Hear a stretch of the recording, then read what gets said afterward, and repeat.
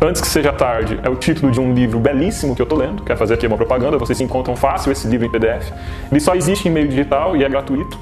Ele foi escrito pelo pastor Tomás Amaral, um pastor que inclusive foi demitido da obra por ter escrito esse livro. O foco dele é a necessidade de mudanças e de reformas organizacionais. Então, como é que eu pego o líder dessa comunidade, que é o pastor, e eu exijo desse pastor que ele cumpra meta de batismo e meta de dízimo, meta de recurso financeiro em oferta?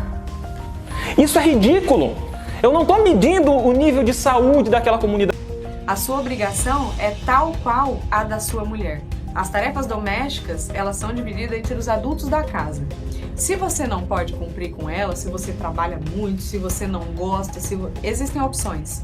Ou você faz, ou você negocia, ou você paga. E ele começou a abusar de mim, mais ou menos no mês seguinte. Para, Jana, eu não consigo essas coisas aqui. E eu não tinha pra onde ir.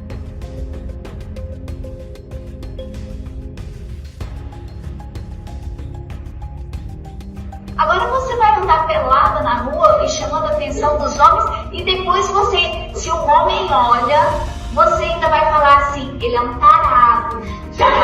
Lógico, ele é homem.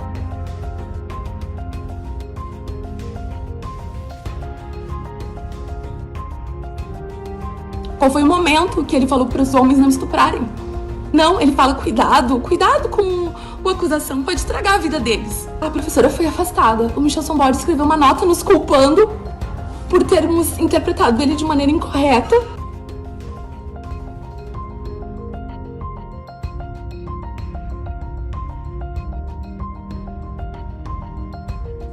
E aí, um filho das trevas, um filho do demônio, e eu não tenho medo de falar isso.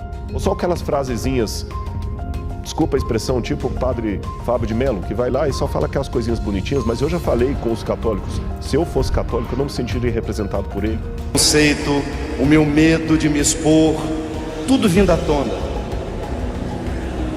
Que coisa horrorosa isso em nós, não é? Como se eu fosse melhor, ou como se a presença dele do meu lado, isso é mesquinho. Marxismo cultural, que é a união das leis de Marx, agindo sobre a cultura da sociedade, promovendo um condicionamento psicológico. Estamos sendo condicionados psicologicamente. Os seus filhos estão sendo condicionados psicologicamente.